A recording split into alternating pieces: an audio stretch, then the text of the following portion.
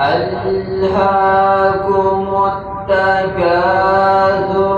حتى زرتم المقابر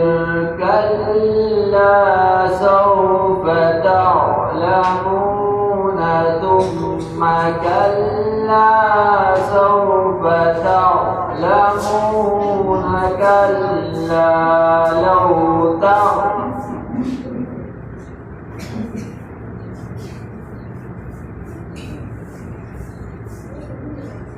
ألهاكم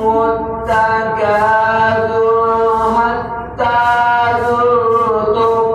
المقابر كلا سوف تعلمون ثم كلا سوف تعلمون كلا لو تعلمون علم اليقين